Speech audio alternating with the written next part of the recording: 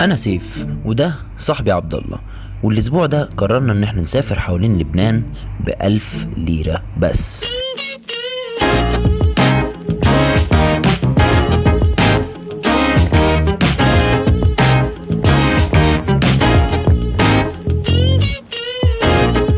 كل ورق عنب مع جوانح دجاج، كبة بالصينية برقان وبطاطا مقلية وسلطة بندورة وخس.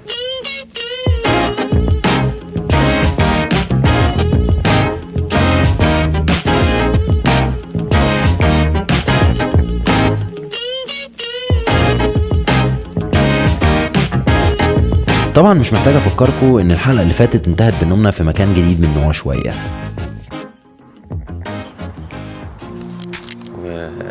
6 hours later عبد الله صحي.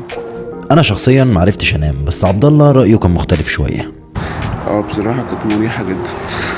اول مهمة لينا كانت ان احنا نلاقي مكان نستحمى فيه، فقلنا ليه ما نبدأش يومنا بغطس في البحر. متخيلين يعني ايه البحر كله يبقى لينا؟ جرينا الدورة الدموية شوية وبعدها على طول اتجهنا على المية. واخيرا خلصنا الدش الصباحي بتاعنا. المية ساقعة قوي. بعد بداية يوم نشيطة اتجهنا لمكان نقدر فيه نستخدم الواي فاي وكالعادة، وبعد قيلولة صغيرة اتجهت انا وعبد الله لوسط المدينة بحثا عن اول وجبة لينا في اكتر من 12 ساعة. بجد مش حاسس ان انا في لبنان خالص، حاسس ان انا مثلا في جريس، في كرواتيا، لكن لبنان مش حاسس خالص.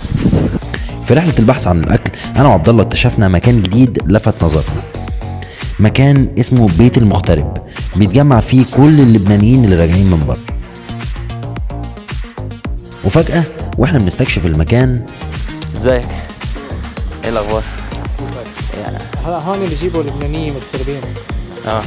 حدا لبناني برا بس ولا مرة جاي على لبنان بيجيبوه بنام هون وبيعملوا سياحة بلبنان. يرجعوهم من لبنان. فعلا؟ عبدو صاحبنا الجديد لاحظ العطش على وشوشنا، فعمل زي ما كل لبناني بيعمل، عزمنا على مية معدنية. مش بس كده، ده ادانا 2 كمان زيادة للطريق. وبعد بريك خفيف كده من الشمس اتجهت انا وعبد الله للمينا. في رحلة البحث عن واي فاي دخلت انا وعبد الله مطعم عشان نسأل على باسورد، ولكن حصل اللي ما كناش متوقعين. احنا اللي هلا اذا عزمناكم على الغداء بتاكلوا عنا. متخيلين صحاب المطعم بنفسهم بيعزمونا على الاكل. يلا تفضلوا على الغداء. عرفكم على جون ومارك صحاب مطعم بيسترو. يلا تفضل. بجد والله. لا والله انا سالتك انت you didn't say anything. انا I saw the camera and then I expected that you're a blogger. انا عشت بمصر، كنا نطلع كنت على خان الخليل. يلا تفضل. متخيلين يعني ايه صحاب افخم مطعم في الباترون يعزمونا على الاكل؟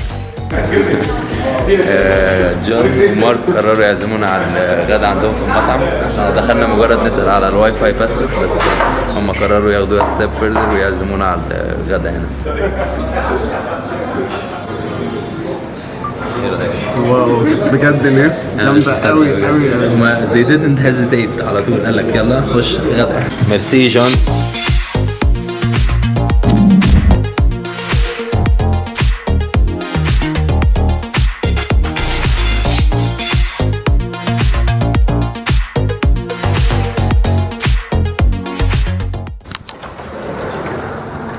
بيسترو.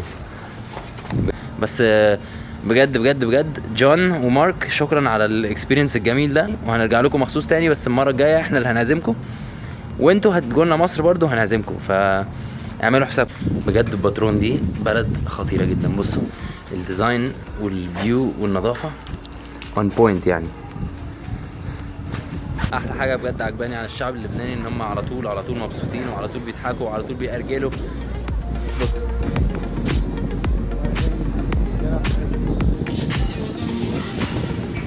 وبعد ما كلنا وشربنا اتجهنا لأكبر كهف في المدينة، كهف تحت المية.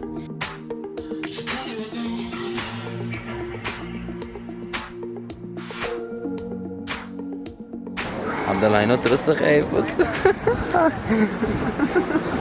ما تبطلنيش.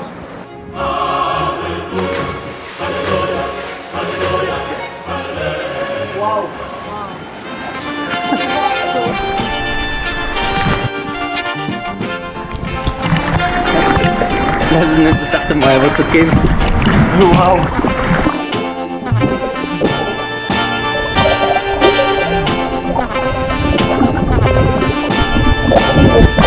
يلا ده جدع. واو. لا جايز كمان. هاي الثلاثة عن جد قنينة مي. في بنات لسه متعرفين عليهم عزموا علينا بإزازة مي. حكينا لهم القصة وعزموا علينا بإزازة مي. Thank you guys. وبعد يوم طويل قررنا ان احنا ننهي يومنا باننا ننصب الخيمه على البحر. سعيد قوي ان احنا ننام خلاص بجد. كان يوم طويل. وبقالنا كام يوم بننام بورتس، يعني 3 ساعات، ساعتين، 4 ساعات. دلوقتي هننام نومة كويسة. نشوفكم بكرة. يلا قوم. في نوم، يلا عشان نلحق متأخرين.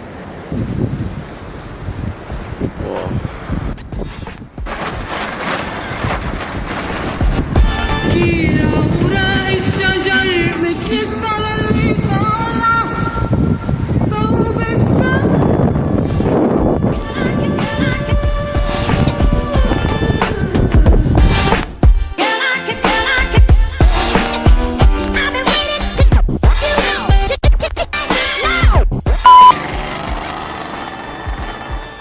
وطبعا ما كانش ينفع نبدا يومنا من غير دش محترم، فدخلنا اوتيل واتجهنا على طول على البسين.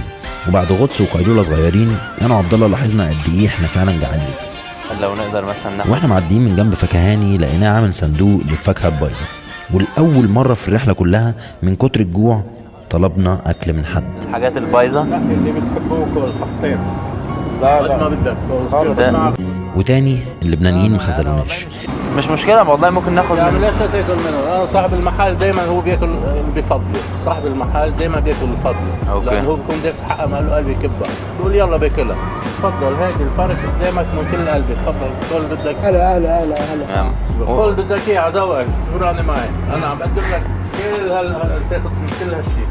خذ حبه من كل نوع وانت حطهم بكيس، ياخذ الكيس عبي وكل قدمه. قابلنا ايمون صاحب محل الفاكهه، وبجد طلع راجل محترم جدا. واحنا الاول شفناه حاطط زي طبق كده فيه فاكهه بايظه، فاحنا رحنا على اساس نطلب منه الفاكهه البايظه دي، بس عرض علينا قال خشوا خدوا كل اللي انتوا عايزينه من المحل. زي ما انتوا عارفين انا وعبد الله عاده ما بنطلبش حاجه واحنا مسافرين، عمرنا ما نقول لحد مثلا ممكن تدونا اكل، ممكن تدونا ميه، ممكن تبيتونا عندكم. بس النهارده انا وعبد الله كنا قاعدين بنقادة الصبح، فما جالناش فرصه ان احنا نقابل حد يعرض علينا، وجوعنا جدا، فاحنا حسينا ان احنا مضطرين ان احنا نسال الراجل. لقينا سبوت جميله نقعد ناكل فيها قبل ما نطلع على الشارع.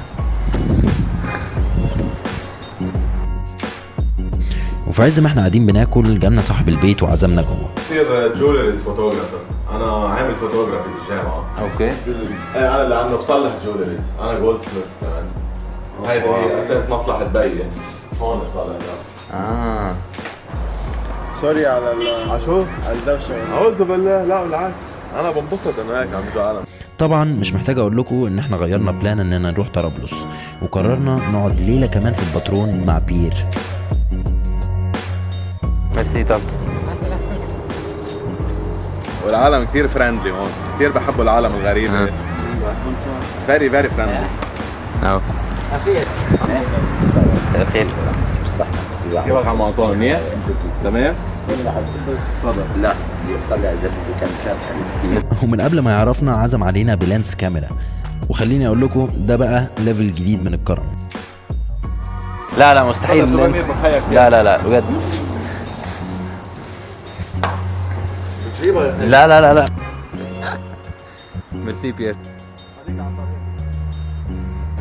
طب ايه بقى؟ ايه حكايه الباترون والليموناده؟ يلي بيمرق بالباترون وما بيشرب ليموناده مثل الحلوة لحد تكون وما بيلعب لها بفخاضة. وبعد رقص وكلام كتير اتعرفنا على صحاب بيير. اتجهنا مع شاربل صاحب بيير للمطعم بتاعه ميد نايت مانشيز. على فين هنروح بقى؟ هلا تروحوا تاكلوا بالميد نايت مانشيز. ميد نايت مانشيز محل شاربل.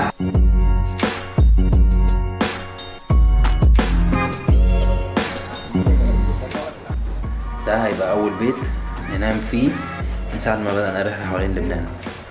ميرسي والله يا شربل على الاكل، تعبناك جدا. بتشوفهم بمصر. هنا السرير، ممكن الشلتتين دول هنعمل بيهم سرير تاني وننام. وبعد ليلة جميلة أنا وعبد الله ودعنا بيير وطلعنا على الطريق عشان نكمل رحلتنا. بعد 3 أيام في الباترون كان جه الوقت إننا نتجه للمدينة اللي جاية، طرابلس. كنا ناويين نقعد يوم واحد بس we ended up staying 3 أيام. That's how nice الباترون is. حد وقف